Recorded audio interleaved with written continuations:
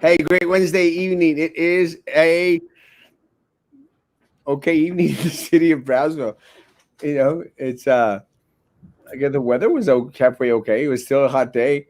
It's just that everything just feels out of whack in the city of Brownsville, and I say it feels out of whack because before coming on, I actually stopped by Whataburger because had a craving for some onion rings and a uh, Dr. Pepper shake because those things are amazing. Hey, Mary Lou.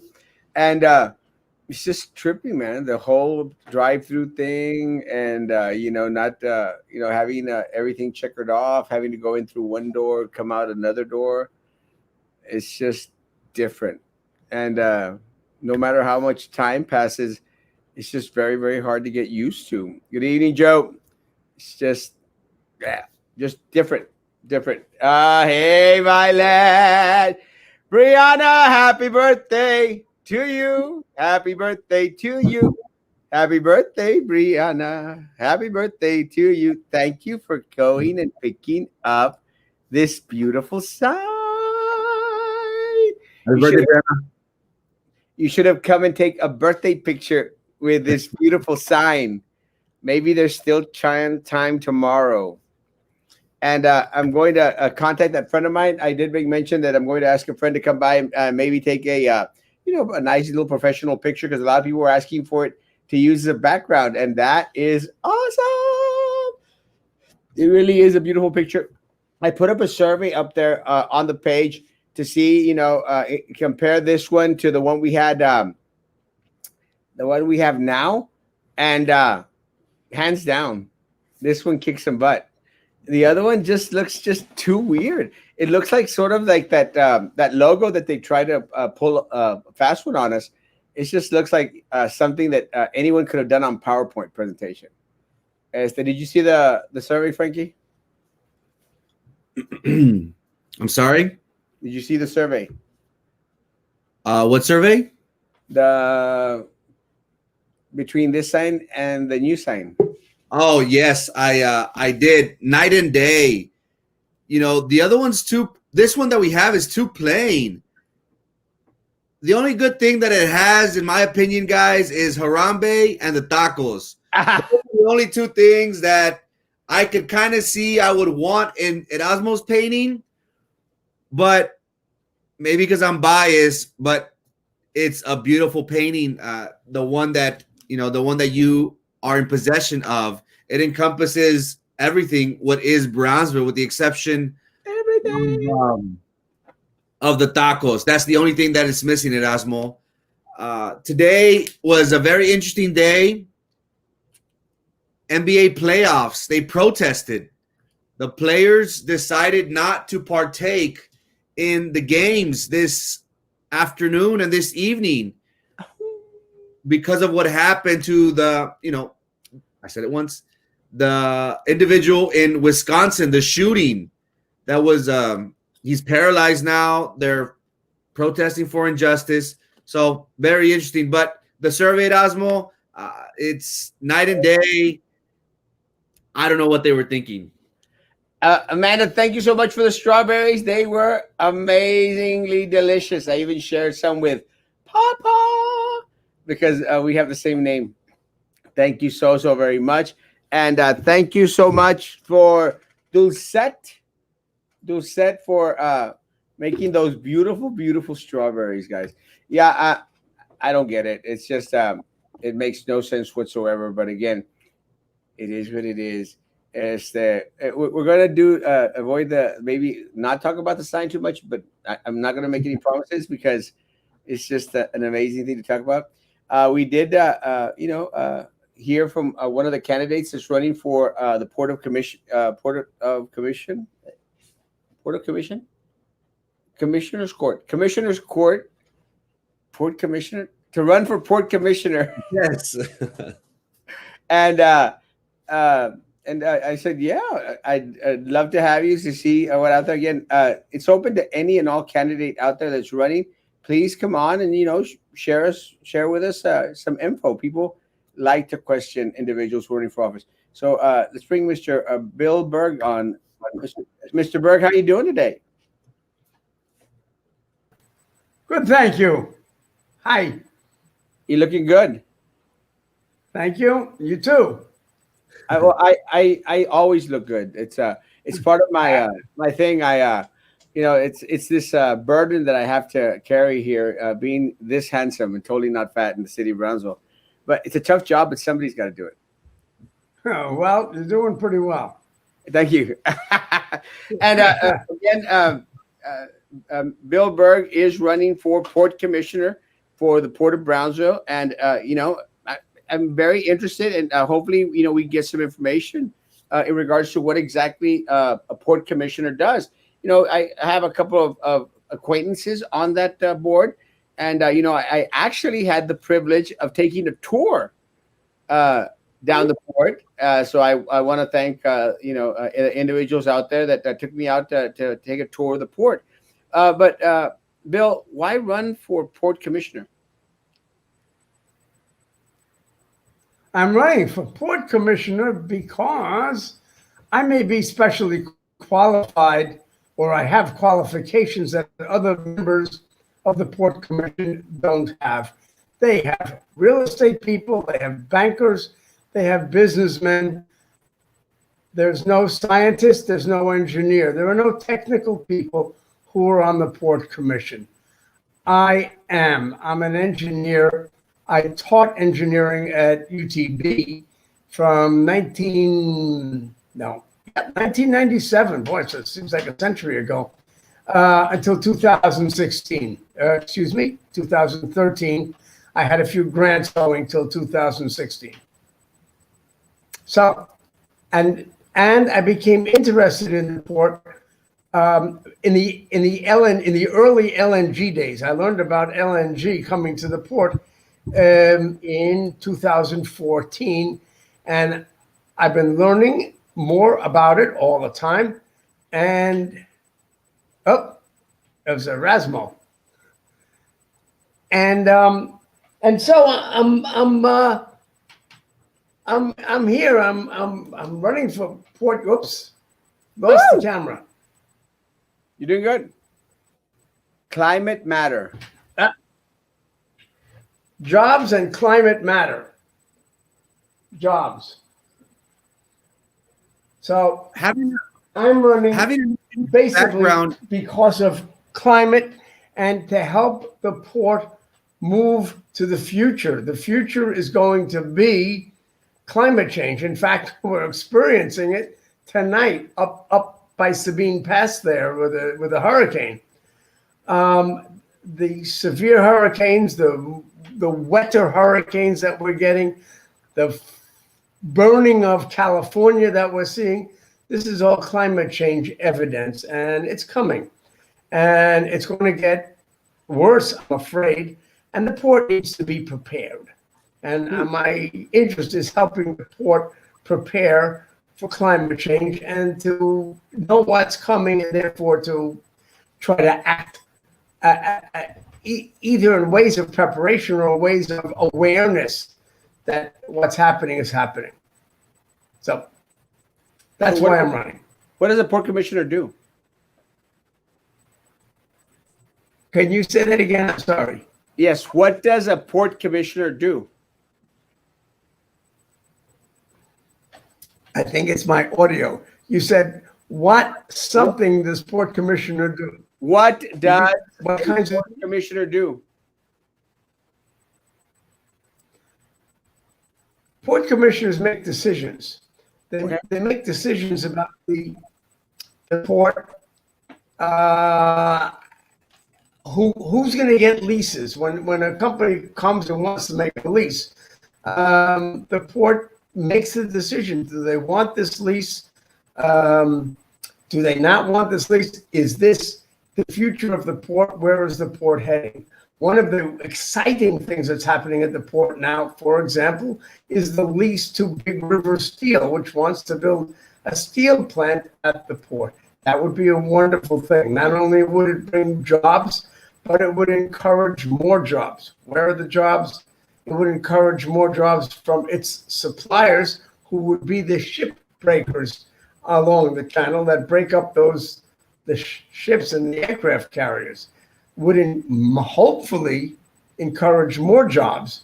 Um, the Big River Steel would have customers that use steel. Steel is very heavy and expensive to transport. Wouldn't it be nice if there could be local users of the steel, like, say, automobile manufacturers, appliance manufacturers, anything that's made out of steel, maybe could be located at the industrial park that the port owns. So that's sort of what port commissioners do, and what I see is a good thing that they're doing. What's your stance on LNG, and what would you do differently compared to the direction that the port is going now? The main thing that I would do differently is to say this is a port that doesn't want to be like Corpus Christi, which is in flames for the past weekend because of a terrible accident. We don't want to be another oil port. Not too long ago, within the last year, I was able to drive across the Houston Ship Channel. There's a ferry across the Houston Ship Channel, and the place, it looks very nice, except that there's an oil slick on the water, and the place stinks. Corpus Christi, when you get near to, this is in housing developments and areas near where they're expanding the port, it stinks. The port has moved in, oil companies have moved in. The Corpus Christi port wants to be an oil port competitive with Houston. We don't want that in Brownsville. I don't think anybody wants a port that stinks, that invites refineries here. I hope the port is not going to do that anyhow, but I would see myself as being a voice against it. Awesome. Bill, one of the running for port commissioner, running for port commissioner, you had the option of running against any other incumbent. You chose to run against Mr. Lopez. I have two questions for you. Why run against Mr. Lopez is the first question. Second of all, and again, the other two opponents were of Anglo last name. Wouldn't it have been easier to run against someone with an Anglo last name instead of running against someone with a Hispanic last name in this neck of the woods? One of the port commissioners with an Anglo last name had an opponent. The opponent had a Hispanic last name, or he is Julio Grania. I do not know if Julio Grania is still in the race, but I did not want to be in a three-way race. I thought I would lose a three-way race. So I ran against Tito Lopez. I just picked the other one. The third one, Ralph Cowan, he was one of the first people that I met on the job at UTB in Brownsville. He was then with the Texas Workforce Commission and was interested in getting jobs for technical people. And I was hired as a professor in the engineering, in the brand new. And it was kind of apparent that Bill was having technical difficulties. He was lagging some. We'll see if he'll click back on. And again, the port race is a very interesting race right now because I don't know if you remember, Frankie, the individual that Bill mentioned, Mr. Grania, had put out a Facebook post saying that he was going to bow out of the race. And, all of a sudden we didn't know if he was bowing out, not bowing out. Then around the rumor mill, it was mentioned that, he might be not running out of the race. Did you see that post? I did remember reading about that. His family is owners of hotels and restaurants, if I'm not mistaken. So he's in the hospitality industry. During the COVID-19, at at the start of the COVID-19 pandemic crisis that we're currently facing, he said that it wouldn't be fair to his employees, to his business, for him to take away his interest from what's going on. And what helped him, Erasmo, was that the port election got pushed back to November. That was to his benefit. We have seen how time and time again, races such as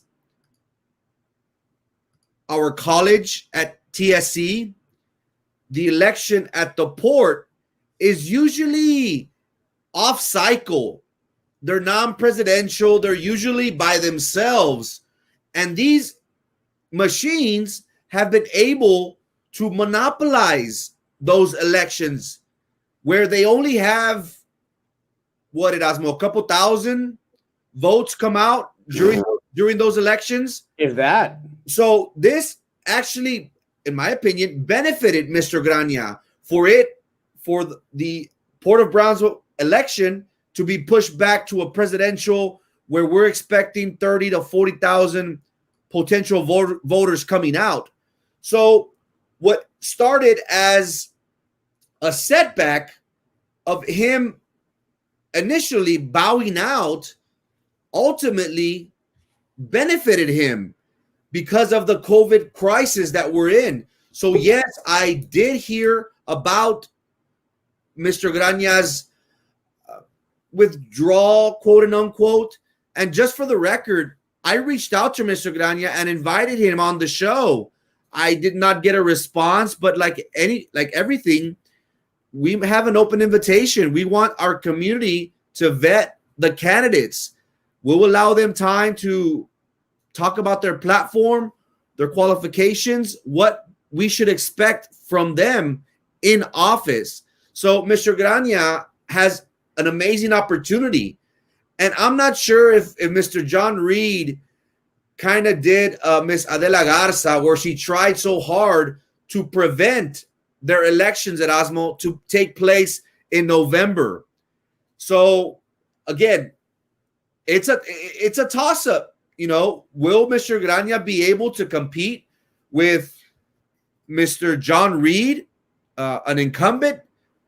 We'll see. But right now, Mr. John Reed being the chairman, if I'm not mistaken, being chairman of the port, it's going to be a doozy. It's going to be a close one. But in my opinion, it did benefit Maybe Mr. you Grania. should get off there. Well, let me tell you, in regards to the date change, I was very excited that the date actually did change. I was very, very excited that the date had changed because, you know, I hate that very few individuals actually come out to vote for port races, come out to vote for TSC races. And I really, truly believe that they do that on purpose. I truly believe that, you know, these incumbents, these people, they have their little base, their little, you know, their little clique out there. So they have a race in a time where no one other, you know, is really much interested in coming out to vote. So one of my hopes is that this new commissioner's court, whoever it's comprised of, be it TSC and the port, you know, they continue with having their elections in November, where we'll have a greater amount of individuals coming out to vote. The problem is when you have, and no, I didn't kick Bill out, Bill. When you have very little individuals, you're clicking out.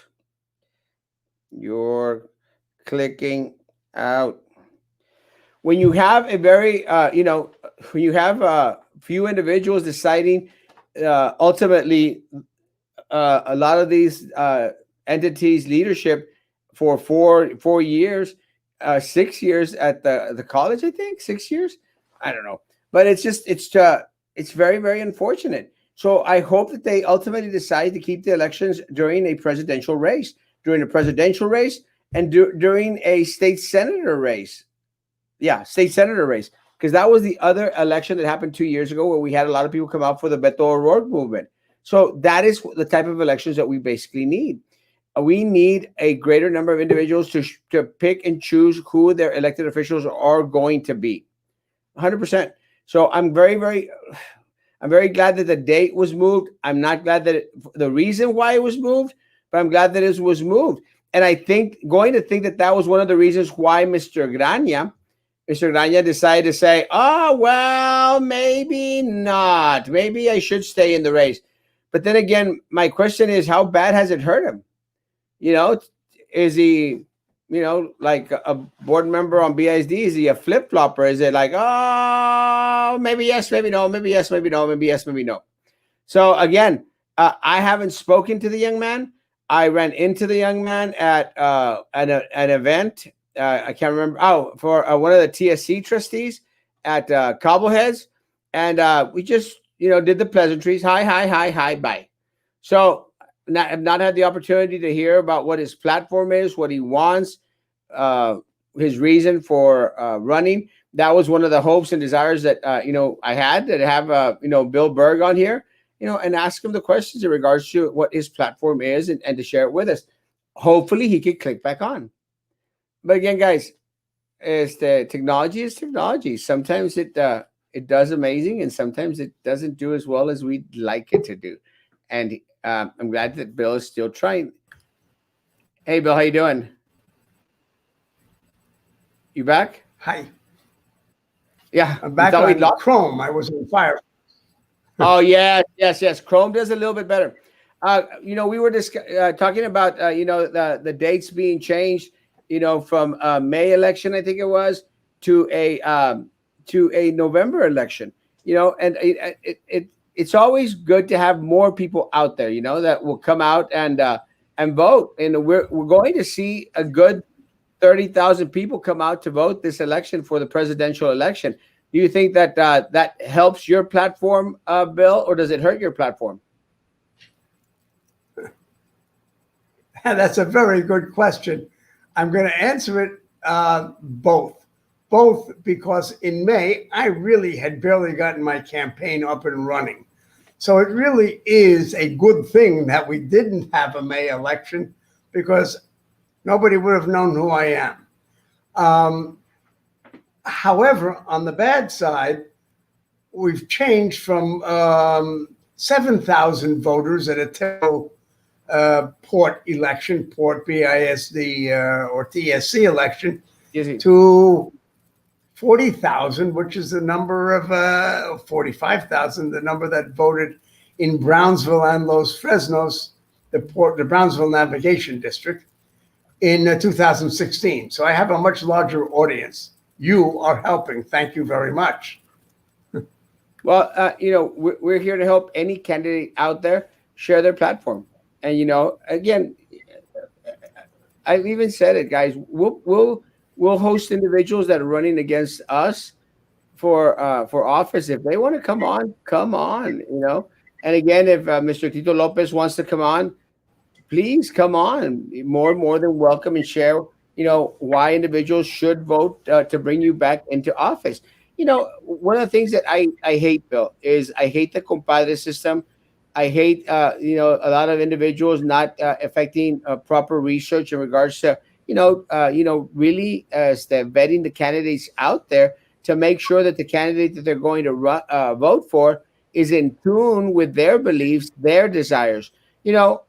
Sometimes people go like, well, he's my compadre, or I like his poster, or I like his name. No, you got to vote for the best candidate for the position. Bill, why are you the best candidate for that position?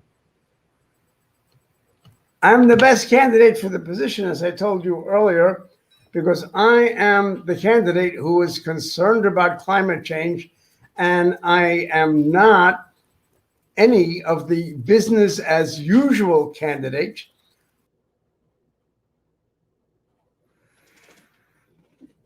And we're off.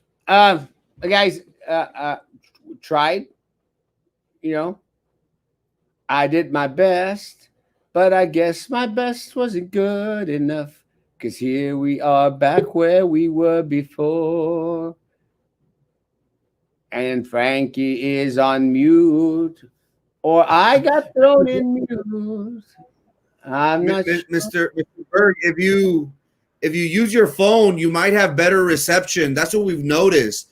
That using the phone is a lot better than using a laptop or a desktop. Going back, Erasmo, very quickly, if I may, to Grania, it's all how he spins it, because there is that notion, there is that idea where Mr. John Reed could say, hey, well, look at him. He bowed out in the race at the beginning. What's going to happen if he's elected and it gets tough? Is Mr. Grania going to bow out of this position? But again, as a businessman, I like the reasons why he said that it was in the best interest of his business for him to step back and focus solely on that. Again, the hospitality industry has been hit like no other industry has. I could just imagine the loss of revenue that his business has suffered. But again, the change of date really changed the game. So again, it's all going to go back to how he explains the reasons why he bowed out and the reasons why he came back. So Mr. Grania, if you're listening, if somebody knows him, the invitation is open. We'd love to hear why you are the best candidate to dethrone Chairman Reed in this upcoming November election. Hey, Lonnie. I see a picture with a cookie. I saw it too. Guys, Thank you so much, Lonnie. Appreciate it. all elections are important. Thank you. I'm not sure. It's Laura's fault. We just heard that Laura, well, an hour ago, Laura has now, Laura Exploradora Devastadora is a level 5 hurricane. And it's not a good thing. It's not a good thing, and it's should be hitting closer to midnight. Closer to midnight. So, guys, please, if you have family and friends over there, please check up on them and make sure that everyone's okay. Frankie, you met my brother today. Figueroa, I did, brother. Man, it's a small world. And he told me, he's like, hey, my brother's on y'all's show. Thanks for the love, man. It was great talk with your brother. And tell him to give me a ride in the in the truck. I'm sure que sí quema. Frankie, you want to take over real quick? Sure.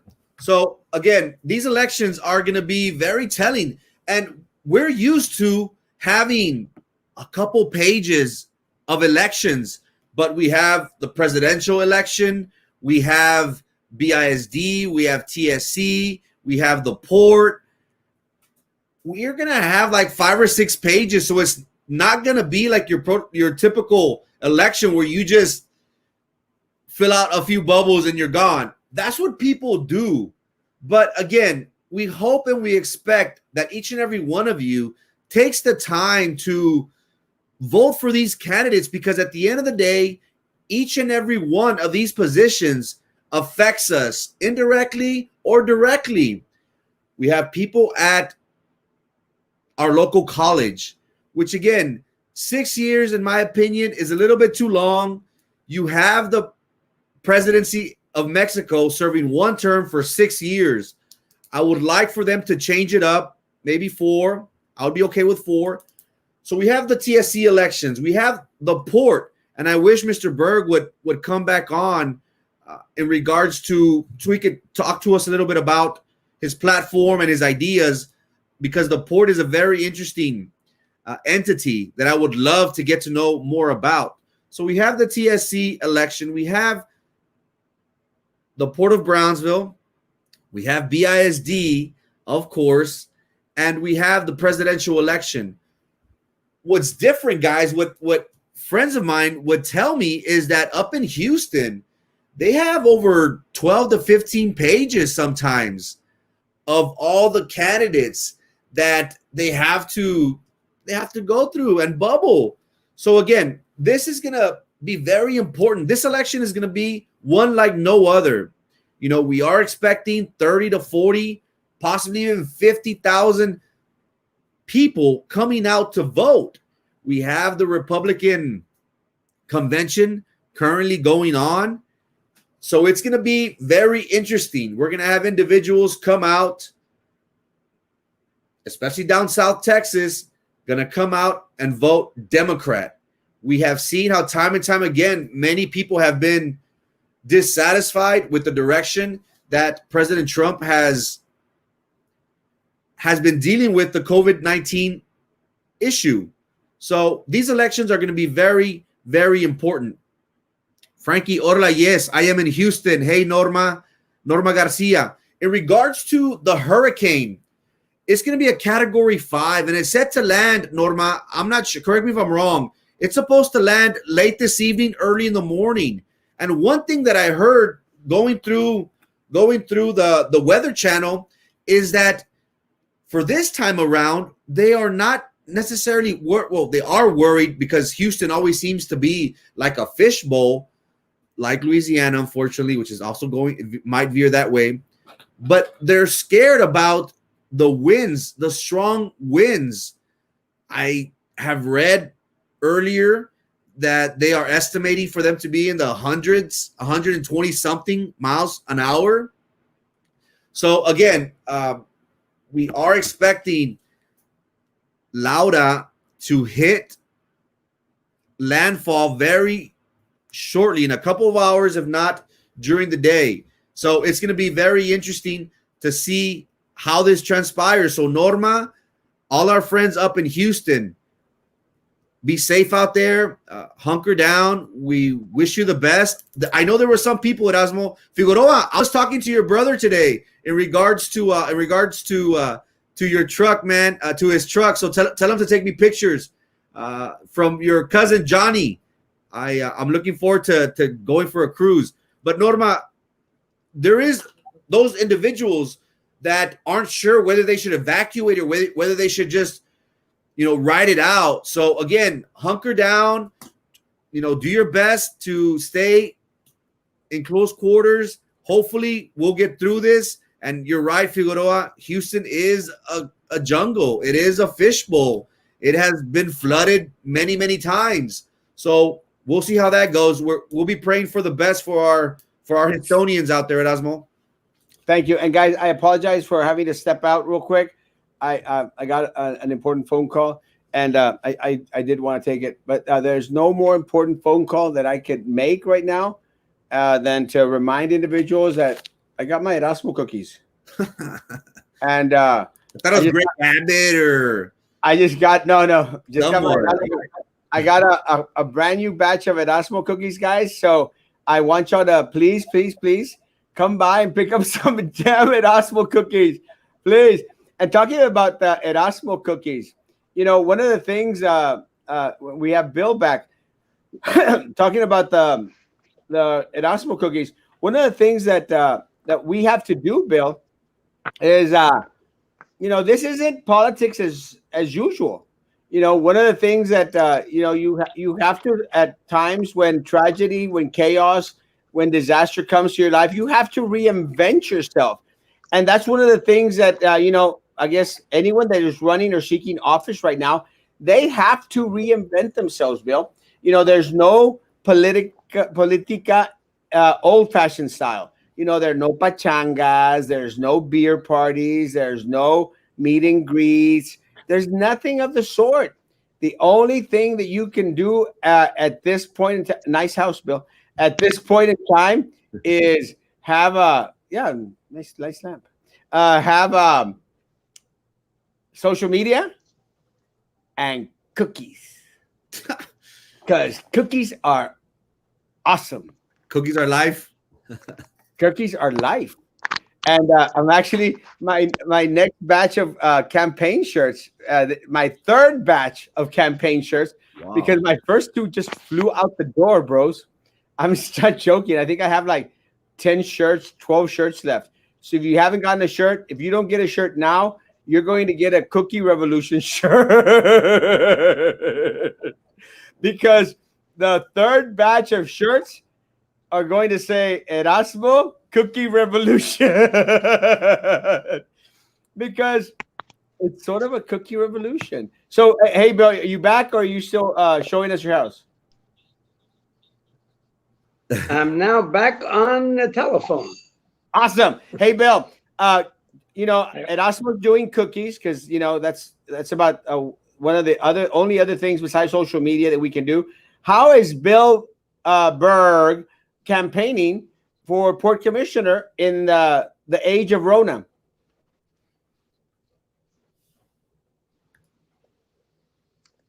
It is really um, I'm doing it by signs. I've had three town halls on the and where via Facebook and Zoom. Three Zoom meetings so far. Yeah, getting the word out to people to come to it all is a challenge. Being very fortunate to get onto Erasmus' show has been great. I just want to get my name out and hanging signs. That's what I do now. Weekdays is try to find places to put my signs all over Brownsville. It's hard. I can't have meet and greets. I got to see, in fact, the crowds of people, and I don't mean thousands, and I don't mean anybody closer than 6 feet, but I do mean hundreds of people walking up and down the bicycle trail, the Battlefield Trail. Crossed over it when I was crossed it walking, putting up signs this past weekend, and there were enough people. I could wonder if I could stand there and hand out, wearing gloves and mask, my push card, which gives basics of my platform and what I stand for, and why they should vote for me, with links to my Facebook page and my website. But I don't know.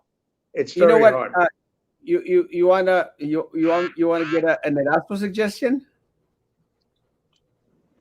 Sure. Okay. One of the things that I have seen that used to work really well was that candidates sometimes would stand on at the bike trails, which you're right. There are a lot of people, and listen up, Frankie. There are a lot of people out there at the bike trails because a lot more people are trying to find other ways, to entertain themselves, do exercise where they can, maintain that social distancing. So I've also noticed a lot of people on the bike trail, but the reason that I've noticed them on there is I go scootering, so it's very, very hard for me to stop and do the pleasantries when I'm there every day. I'm scootering. But you know what I would do? And again, a lot of people would give water out there, give water to the individuals, and they'd have a label made where they had the candidate's information. And that still might be okay, but maybe hand sanitizer, little bottles, or I don't know, face coverings or something of the sort, attached with the push cards. One of the things that I truly believe is people hate push cards. I hate push cards. Yeah. And I hate mailouts too. Besides being very, very expensive, I hate push cards and I hate mailouts. And they're anti-environment. And I think Bill Berg is pro-environment. Bill Berg is pro-environment. It's true. Push cards is good. That's not anti-environment. Mailing is not anti-environment, but it's very, very expensive. But texting I want to protect the trees. Texting might work. I wanted to protect the trees, so I don't like using paper. As crazy as this may sound, I know a lot of people don't know this about me, Bill, but I'm a recycler. These are reusable straws. And I'm not a lefty either. I'm not a lefty. I'm not a tree hugger out there, but I use reusable straws. I have some at home, and I just got gifted some more.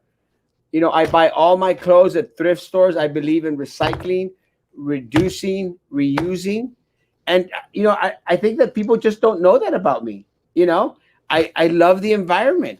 I do all I can to protect my pandas, despite the fact that the city of Brownsville is not feeding my damn pandas at the Gladys Porter Zoo. Feed the damn pandas.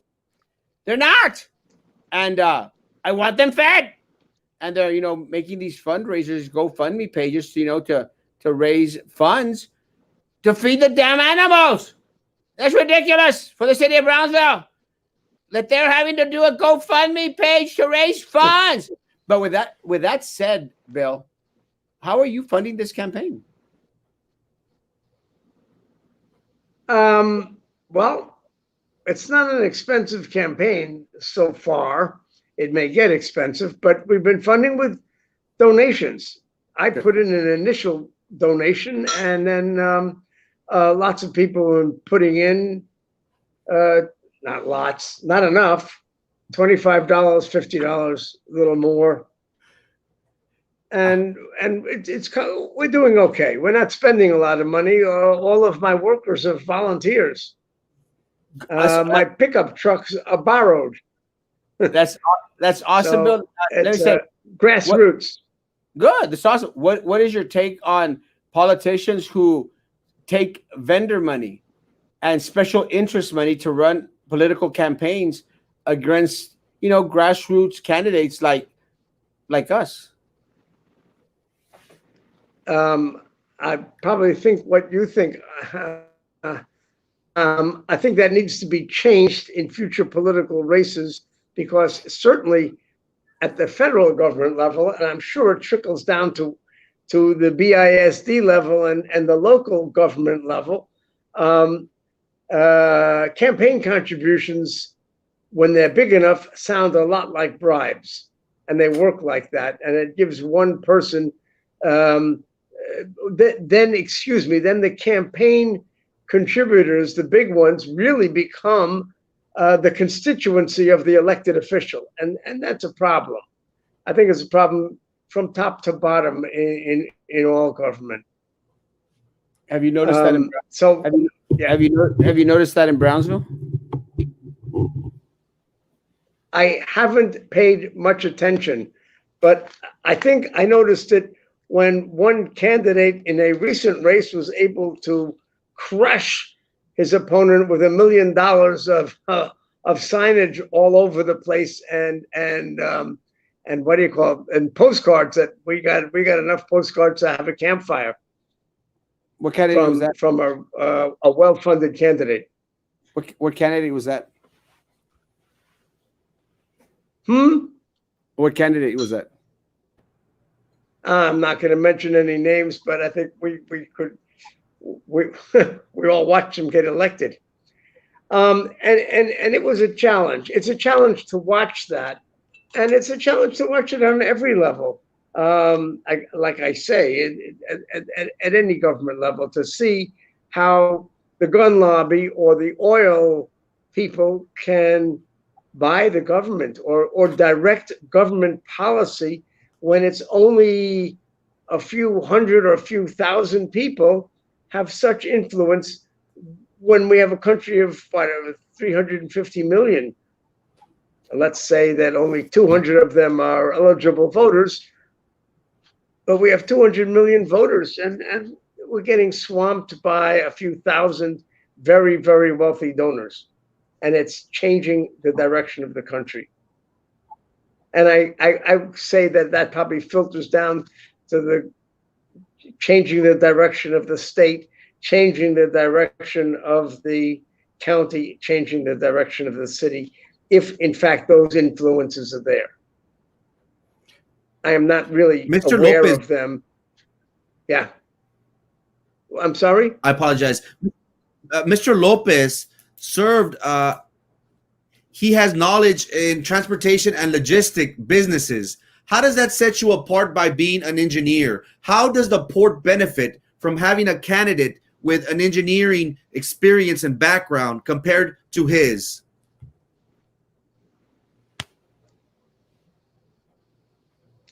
That's a good question, because it is in fact the comparison between having an engineer, because and the difference in comparison is that I am concerned about climate change. I have no doubt that climate change is here and it's going to get worse and get worse. I think a businessman has a different viewpoint, and he has a business going and really sees that his business is in the interest of the port and maybe in the interest of the local economy, and he wants to keep that going on its path. And that's one good thing. I do not, and I would not want to stop his business nor end it. But there's not necessarily a view towards the future, and the future is upon us, and it's going to be hitting us in the head in 4 or 5 years. And we should be on our way and spending time thinking about that and debating how should the port be changing to accommodate the future. Current business is very important, and I would not change any current business going on at the port. So that's the difference. The difference is a businessman wants to maintain steady as she goes, as it were, and don't rock the boat and keep things going as it were. And the future isn't here until it's here, and then we'll deal with it when it comes. And engineering education and understanding of what's coming is, let's face it now and plan for it. Hey, Bill, Thank you. what's your take on all this damn cash that they're giving all these big companies in regards to subsidies? I'm sorry about the audio. I heard you say, what's my take on something as regards to subsidies? All these damn was the middle? all these damn tax breaks that they're giving all these billionaire companies.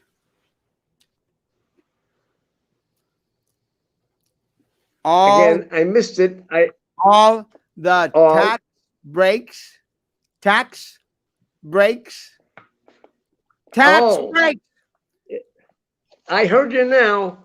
The tax, but now we're getting into more national politics. I think local tax breaks. Local tax breaks. Oh, you mean tax incentives and abatements and tax abatements. Yes.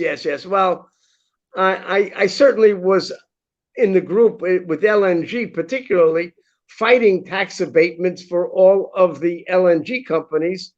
I think that from the county, it made 0 sense. And I met with a few of the commissioners saying it makes 0 sense.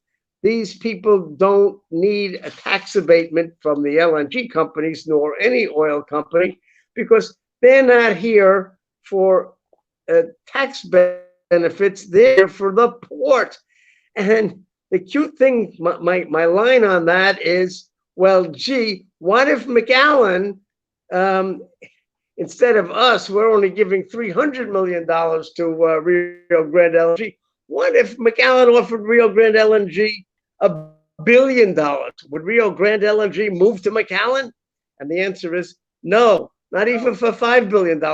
Rio Grande LNG wants to be on a port where they can ship their product. And so giving away money is a terrible idea for that. The incentive for those people is the port. If somebody else, and there is a case, there are cases, if McAllen wants a business and we want the same business, then there becomes a bidding war. That is still not a great idea. And I'll go one step further because it's ending soon. I think in the next year or two, the Chapter 313 tax abatements which was a gimmick for ISDs. An ISD could give Rio Grande, for example, or any company $1 billion, and anything that they gave would be reimbursed to the state nickel for nickel. That has many ISDs and has had many ISDs across the state of Texas, um, getting kickbacks. Well, we'll give you $1 billion or $100 million abatement. What are you going to do for us? Could you give us a new laboratory in the science class? Could you pay for the books for next year? And so that is very good for some school systems and not so good for other school systems. And there was a big issue because Point Isabel ISD, which doesn't need the money and doesn't need the kickback that would come to it, said no. They said, we don't want LNG here. And some people were very upset that they could not get $1 billion tax abatement from the ISD because the ISD of the port said no. And yes, so I believe because of the shenanigans played by school systems over the last 10 years, that's being phased out. The Chapter 313 tax break. Awesome. Yes. No, I'm But not. thank you. No, I'm not a notary. My sister is, and most of my family is as well. So if you need any service, you come by our way. Bill, we're going to do a little bit of BISD before we shut off. Do you want to stay with us to do BISD, or you want to? You're welcome to stay with us. You want me to say something about BISD? Well, both of my kids. We're going to touch a little bit on BISD. You want to? We're going to touch a little bit on BISD because we got some people asking some questions. But you're welcome to stay and give your insight if you don't mind staying. Sure, I'll stay. All right, good. Great, guys. Today, we did have a special call board meeting at BISD. And let me tell you, it was not boring whatsoever. One of talking about tax abatements and talking about, pissing away money, as Bill, so eloquently mentioned and, talked about. That's exactly what's happening at the district. Again. They had a special call board meeting in order to go out there and to give the superintendent more money. And let me tell you guys, as Bill was making mention in regards to all these tax breaks, tax abatements, and all these tax incentives being given to this corporation, guess what? Someone has to pay for it. And when you're talking about tax abatements, tax incentives being given out by this stupid county commissioner court, stupid, because, Bill's a nice guy. He didn't want to call him stupid, but I'll call him stupid county commissioner's court. When you got them out there giving out all these incentives, guess what? Someone has to pay for that. And you want anybody here want to say who gets to pay for that? Bill, who pays for that? Ultimately, taxpayers pay for all tax abatements. We pay for it. Because go, Bill, go. You're on a roll. We pay for it. Yeah, that's that. We pay for it. And guys, today, the only measure that they voted on was recommend approval to purchase COVID-19 equipment, hotspots, devices, temperature readers, cloak and daggers, and refillable bottled waters or something. I can't read that far away. It's not cloak and daggers, is it? Oh, no, desks and shields. Or cloaks and daggers, same. In the amount not to exceed $5,554,000. $5,500,000. That's a lot of money. Equipment being purchased in preparation. And listen to the wording, guys. the equipment being purchased in preparation for whenever COVID-19 threat is completely minimized and it is safe to allow students and teachers to be able to come back to school and do a school learning safely. Guys, does that make sense to anyone? Or am I reading too much into it? Frankie, am I reading too much into it? My only concern, well, there are many concerns, but one concern that I have is that why wasn't this done a long time ago? Why is this waiting now? That's one. Another thing is, are we touching the coffers of our fund balance? Yes. Because, Erasmo, it is very important to have 3 months worth of operational money in the coffers for a rainy day. BISD, in order to operate, it takes $1 million, a million, 1.1 or 1.2 million dollars a day for the district to function. It takes 30 to 31 million dollars a month. So essentially, we need $90 million in the bank, Erasmo, for a rainy day. I would want to see how much money are they tapping into that, because it seems like they've just been 3 million here, 5 million here. They're quick to dish out money. So again, what are they doing to the new board that's going to come in, Erasmo, Mr. Berg? They're possibly handicapping them by not having the full amount of money that we should have. That's my only question, Erasmo. Why are they tapping into the general fund balance? And if this was such of high necessity, why wasn't this money, or why wasn't this discussed a long time ago? Those are my concerns, guys. All right, Bill, you want to take a shot at it before I tell you my concern?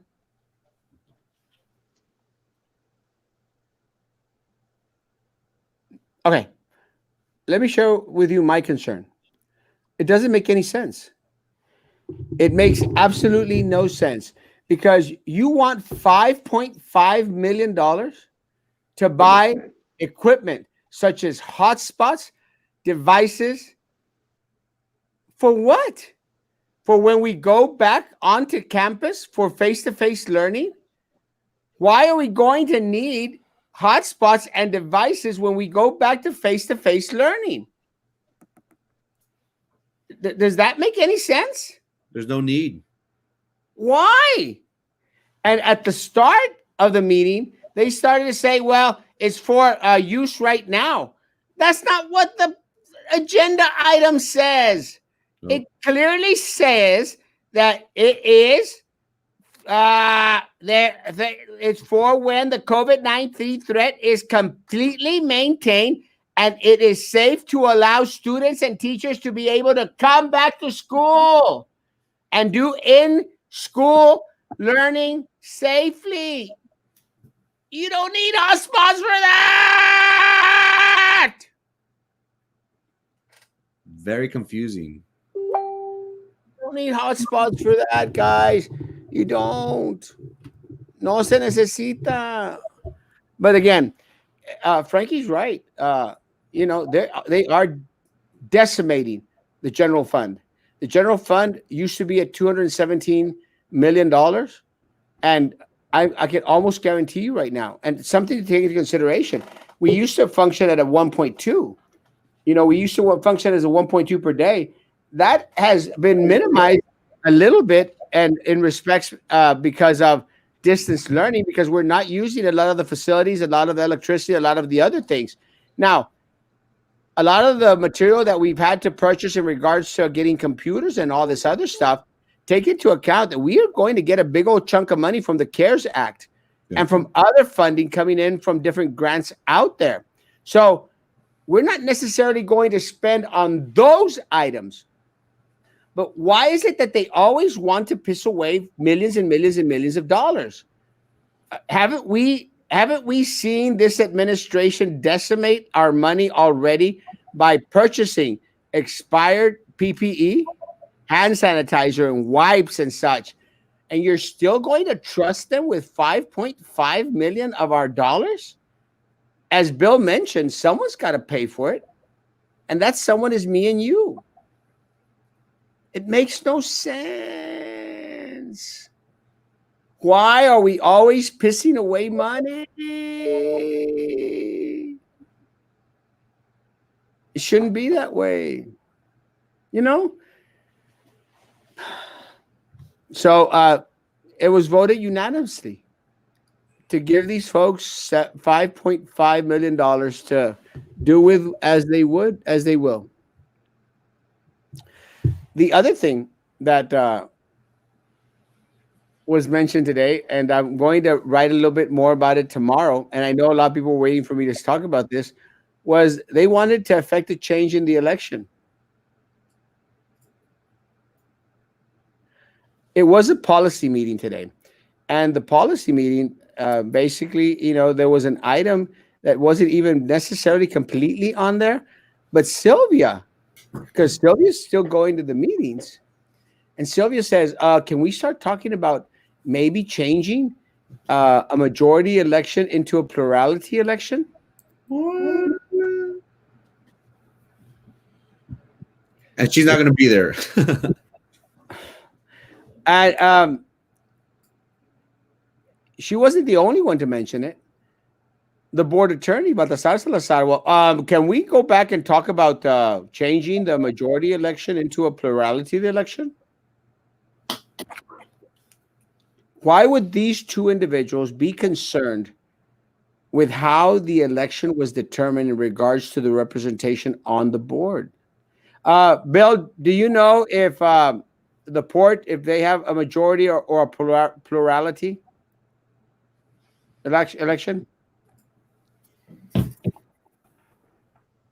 If the, I'm sorry again, if the board, you say board or port? If the port runs with a majority election or a plurality election? I'm sorry again. What kind of election or what kind of election? A majority election is basically a winner takes all, or a plurality is a runoff election. Do you all have a winner take all, or is it a runoff election? No runoffs. It's the largest vote getter wins. So it's a majority election. Do you think that's better than having a runoff election? Well, it only matters, of course, if the two running. It's a good question. It's a very good question. Having a requiring a majority election also requires a runoff. I know that the port doesn't want to pay for extra elections, and they think that the person with the highest number of votes should win, and that's a decision. I don't have a strong opinion. It's not president, it's not governor, but I feel that the person who gets the most votes should win, and that's maybe fair. Certainly, may be fair considering the expense for the port to run an election. Frankie, do you prefer majority, winner take all, or do you prefer runoff election? It's this late in the game. I feel like if they see that wave coming and they're trying to do everything possible to get their ducks in a row, the plurality to me seems like the person with the most money, with the most vendor money, would have the better opportunity, the more higher probability of winning. We have had the majority election for how long? And then a couple months before the election, they throw this curveball.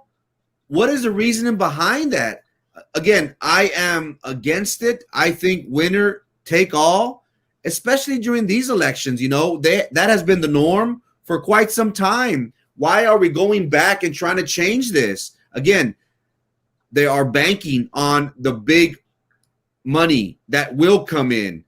So, hey, Tony, how's it going, my man? Nice seeing you.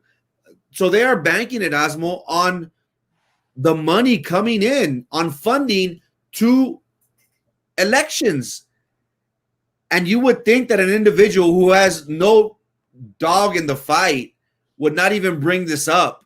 But this goes to show that she obviously does have some interest in these elections, because why would this come out of nowhere? Why they just put it out of a hat and say, oh, I got an idea. Let's change it on the 11th hour. This might give us a better possibility of taking control of the board. Does the board attorney feel the heat? Does he feel that his job is in jeopardy? I don't know. That just leads to many questions. But why are these individuals, guys, on the 11th hour wanting to change the dynamics of the election?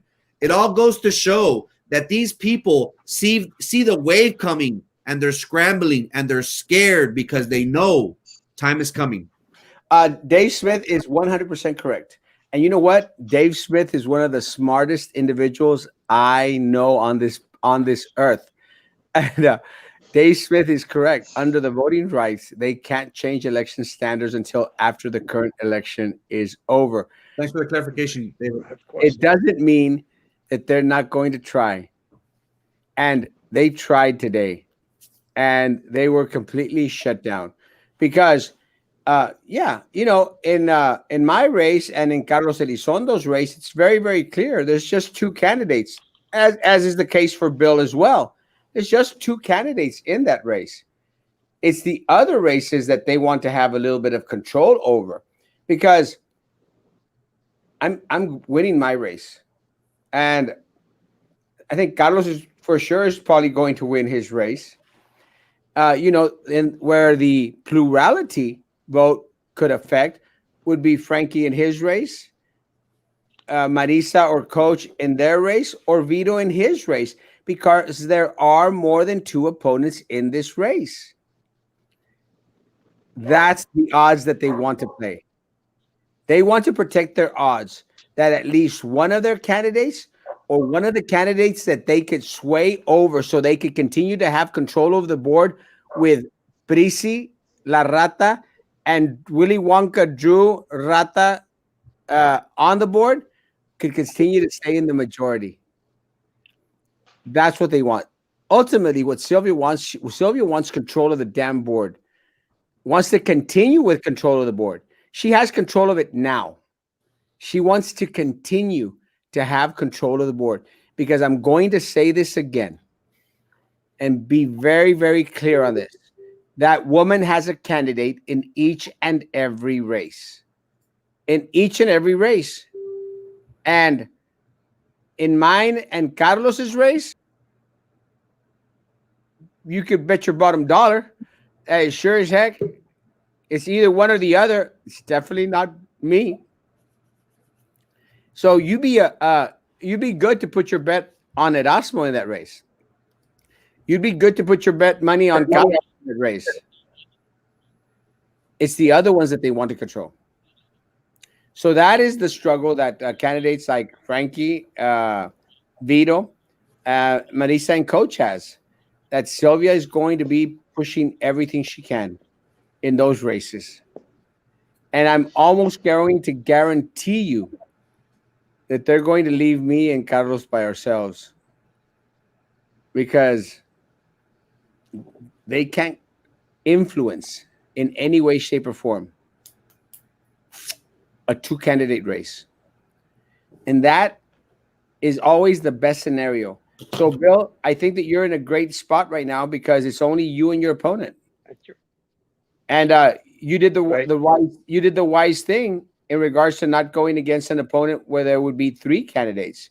That was the wise move, smart move. Thank you. It's a good job. Guys, it's always about the money. One of the things that I think that I can appreciate from any candidate out there is one that, will do their best to run a race without vendor and special interest money out there. And I'm sorry. One of the reasons why little Eddie came after Erasmo at the boardroom, threatened me in front of people, was because I was calling him out on taking vendor money. Pero es que es un descarado. Es un descarado. And then I hear that he's remodeling his floor in his house. And all of a sudden, fixing up and renovating his house. Is he also feeling the heat that sucking on that little uh, special interest titty is going to go away? Could be. All of a sudden, people are renovating their homes in the middle of a pandemic. Come on, guys. Watch out for candidates that are in Sylvia's control. You have them in Frankie's race. You have them in Vito's race. And of course, we already know that Sylvia controls Minerva Peña like a top. And I mean a top, one of those that we play, not like top and bottom, but like a top. She plays her like a top. One of the things that I hate, Bill, is I hate the corrupt political machine. What's your take, Bill, on the corrupt political machine here in our community? I haven't not paid attention. You said on the level of corruption? The corrupt I'm really not is that what the question was? What is your take because I'm not I hear about this stuff when somebody gets arrested or somebody gets caught or accused. And then it's always a surprise because I don't expect it. I expect that people are running for office because they want a place better. I believe that's the goal, and it's sad when we find that somebody gets elected and what does he want to do? And this happened. I know a number of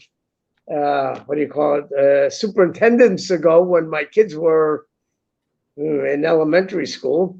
The first thing the new superintendent did seems to be hire his whole family. Everybody got a job from his in-laws and his cousins and his brothers and on and on.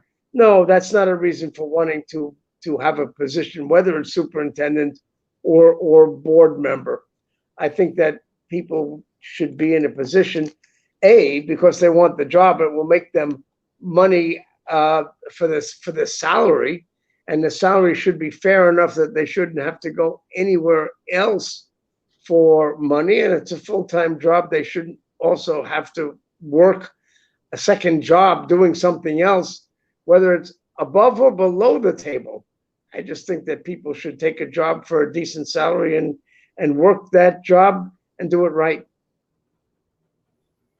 So I'm not aware of all the corruption. Well, there's a lot of corruption. There's too much corruption in the paper. No, yes. Well, we have to vet our candidates. I don't read the paper. I hate the paper. I think it's a piece of garbage. I hate anything that destroys trees. That's how much of a tree hugger I am. I hate anything that is paper that destroys trees. That is why I use reusable straws. Because believe it or not, Bill, I'm more of a tree hugger than you are, bro. I love the environment. I love my trees. Every single time I see a tree, I go again, I hug it and I kiss it. And I'm not a tree hugger. All right. But I still go hug and kiss on trees. I love trees. The big trees, the skinny trees, the green trees, the white trees, the orange trees. I love all trees. That is why I hate the Brownsville Herald, because they kill trees. Don't buy the Brownsville Herald. It kills trees. And stop using straws. Not even the ones made out of paper, because that kills damn trees. And turtles. Turtles, they eat up the straws. And it hurts the damn turtles. And then the superintendent starts writing on them on the Galapagos. The 150-year-old turtles, writing on the damn turtles. That's why I'm so upset. Because I'm an environmentalist. And the environmentalists here in Brownsville don't like me. But I'm the biggest environmentalist of them all. I'm 10 times the tree hugger than anyone out there on the West Trail. 10 times. I love trees. Trees, trees, trees. And I love my koalas. No one cares about my koalas. No one. Anyway, Frankie, any last words? Thank you so much. Thank you so much, Bill, for taking the time to share with us your platform, your ideas, and what we should expect if you are elected into office. I think it's very important for our community to listen and hear from the candidates and ask them questions and vet them to see if they are the best choice for their respected election that they're running. So thank you so much, sir, for your time.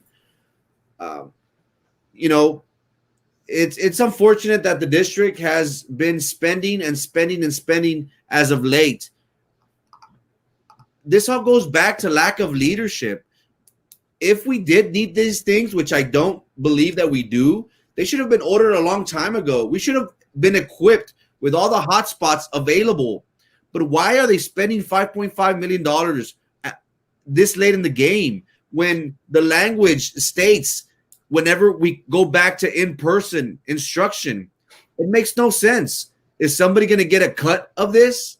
Are they tapping into the general fund? Will they be affecting the dynamics of the next board? It shouldn't be that way. But again, politics always comes into play. It was a little sad for individuals to bring up this whole winner take all or plurality. It makes no sense for an individual to bring this up when she's not even running in this election. I don't anticipate her even getting a chance next 4 years or in 2 years coming up. So Yeah. what is that mindset? What is the reasoning behind that? It is because they see a wave coming. They see the possibility of them losing their grip on that treasure of theirs. They know that individuals will come in and audit and check the books and see exactly what has been going on for so many years. Too long. They're scared and they're worried because you, the public, should know everything that has transpired within these last 4-8 years. But guys, this is the monster. This is the machine that we're dealing with. And when we have the board attorney enabling this, it makes no sense. This election will be one like no other. We need the community to come out and vote. I am more than sure that we are all tired of their endless lies, of their endless chit chat, wanting to say, hey, I have compassion for teachers. Hey, I have your students' best interest at heart. We know where their heart is, and that's in the almighty dollar. Thank you so much, guys. You guys have a good night. Tomorrow morning at Erasmo Castro, 9 a.m. You guys have a good night. Bill, any last words? Bill. I'm sorry Bill. again. Bill, any last words? Well, thank you. Please consider voting for Bill for Port 5. And one last word. We are having a Kahoot contest next Wednesday at 7:30 at my website. You can see the website is the website is billforport5.com. It'll be announced. And the Facebook page is Bill Berg for Port. And you'll find the announcement for the Kahoot. And there will be prizes next Wednesday at 7:30. Hope to see you all then. Thank you very much. Thank you very much, Erasmo. Thank Bill, you, Frankie. It's always a pleasure having conversations with you. I love your passion for the environment. I love what you do for our community. We haven't always agreed on some things, but we always can meet up and have a cup of coffee any day, and talk about things that are of mutual interest to us, like hugging trees and saving my damn koalas. So I appreciate you. I appreciate you running for office. It is not easy, and it has become even a lot harder now with coronavirus upon us. So hats off, man. Hats off, Yeah. and keep on trucking.